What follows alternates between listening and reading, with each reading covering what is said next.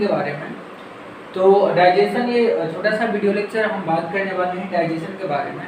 Digestive system का part है यहाँ पे।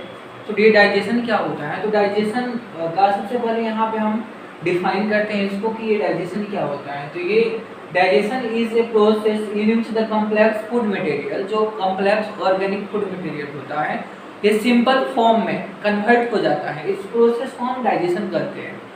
तो digestion is the process in which the complex food particles जो होता है, कॉम्प्लेक्स ऑर्गेनिक फूड पार्टिकल जो होता है वो सिंपल फॉर्म में टूट जाता है। और ये जो सिंपल फॉर्म में टूटता है इसमें फिजिकल और केमिकल प्रोसेस होता है।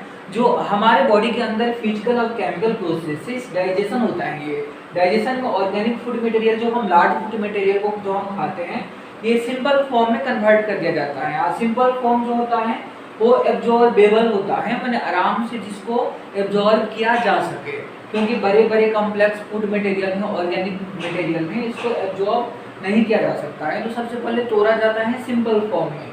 यदि बात करेंगे ह्यूमन डाइजेस्टिव सिस्टम के बारे में, तो ह्यूमन डाइजेस्टिव सिस्टम जो होता है यहाँ पे एलिमेंट्री कैनाल और एसोसिएटेड डाइजेस्टिव ग्लैंड्स से मिलके बना हुआ होता है। तो एलिमेंट्री कैनाल जो हमारा एक तरह का गट है। एलिमेंट्री कैनाल गट में जैसे कि माउथ से ओपन होता है, माउथ से फिर वुड पाइप जिसको हम इसोफेगस बोलते हैं, फिर stomach, small intestine, large intestine और इनस पे जाके खत्म होता है।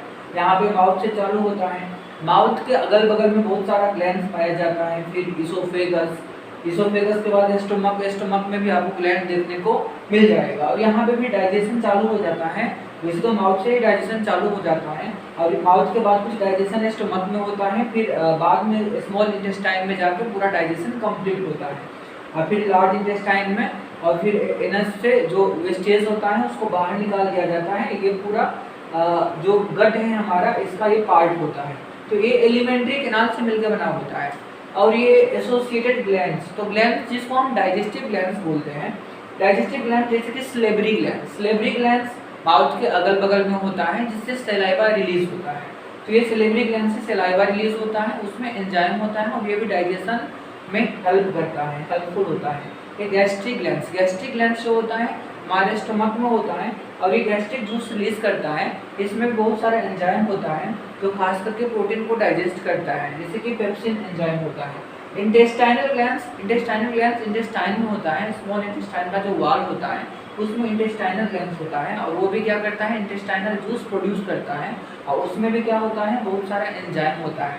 फिर लीवर और पेनक्रियाज के बारे में बात करेंगे, तो ये भी डाइजेशन में सपोर्ट करता है। लीवर से निकलता है यहाँ पे बाइल जूस, जो लीवर के सेल यहाँ पे प्रोड्यूस करता है बाइल जूस। इसके बाद पेनक्रियाज में बहुत सारा एंजाइम प्रोड्यूस करता है, जैसे trypsinogen, chymotrypsinogen, procarboxypeptidase, amylase, lipase, nuclease, बहुत सारा एंजाइम है ये। और ये एक तरह से जाइमोजन के फॉर्म में होता है, जो इनएक्टिव एंजाइम में फॉर्म में होता है, और फिर उसको एक्टिवेट किया जाता है कहाँ पे, डेडनम वाले पार्ट में, जहाँ पे स्मॉल इंटेस्टाइन है, इसमें ये रिलीज होता है इंटेस्टाइनल ग्लैंड्स का और लीवर पेनक्रियाज का प्रोडक्ट का, वहाँ पे फूड का डाइजेशन होता है। तो हमने ये छोटे से वीडियो लेक्चर में हमने डाइजेशन के बारे में देखा, यहाँ पे इंट्रोड्यूस हम किए हैं डाइजेशन के बारे में, ठीक है ना। आगे हमारा और भी डाइजेशन से रिलेटेड जो भी वीडियो है